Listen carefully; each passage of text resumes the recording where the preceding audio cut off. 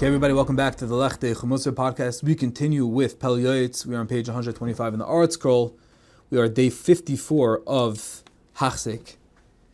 We're in the middle of talking about the midah of emes. A person should never justify saying that if I lie, if I act corrupt, that I'll end up being Raviach, I'll end up profiting. We ended off yesterday that Hashem that Hashem will not hold back good from anyone who walks with Him in wholesomeness.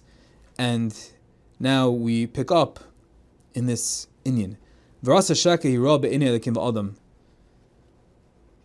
The intrinsic evil of sheker is bad, it's vile, both in the eyes of Hashem and man. Kimishu shakran hu nivze v'nimas. A known liar, as we may know, some people like that, is disgrace and repugnant among people. Ugnaya dover le'ein kol, ashafilu ba'umus ha'olam yeshen izar ma'oila amas devar mishalei v'daber sheker. Even in the secular world, not in the Jewish world. Here we learn Musar and we try to work on ourselves. But even in the Goyish world, people understand that there's an intrinsic disgustingness, repulsiveness, repugnance, foul odor that is associated with a shakrin, a gazlan. Just disgusting. When people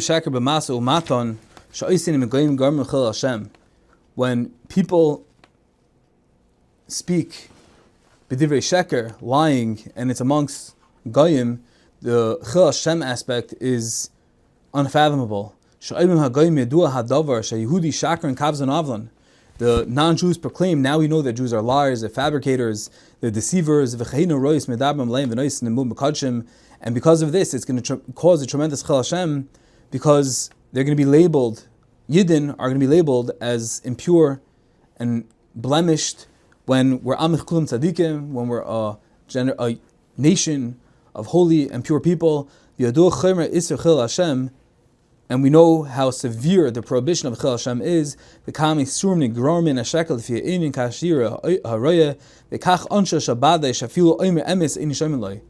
And aside from the chil Hashem aspect, says the Pele Yoeitz, the most fundamental, essential, most disturbing problem of this all is that even when the shakar wants to say the truth, he's like the boy who cried wolf. No one's going to listen to him. No one believes him.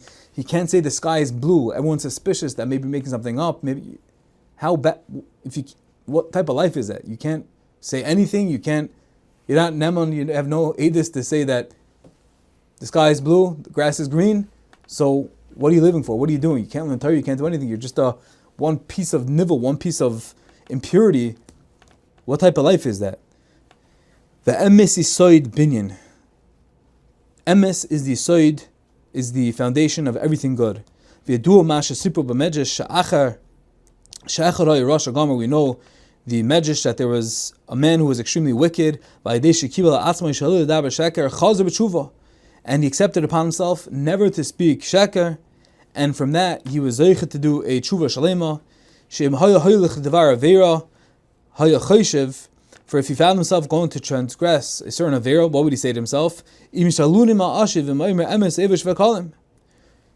about tshuva, because every time he went to do an avera, he was always confronted and always had to deal with, maybe people are going to ask me where I'm going, and then I can't lie, and if I can't lie, then I'm going to be embarrassed. And because of that, he became about tshuva, because of the humiliation, because of the shiba, the responsibility, the anchor of emes. So it's the side, it's the anchor, it's the side, it's the foundation of all good. And now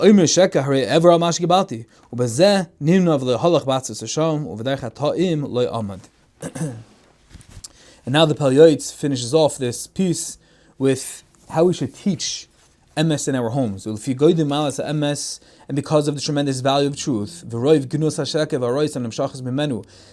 the terrible disgrace of sheker, of falsehood, and the evils that come from it, a person should train his children, teach this midah of emes, and they should see from him, as by example, how important it is to always speak the truth, and they will follow suit. And he should be watchful regarding them, that there should be no words of sheker, of deceit found in their mouths. And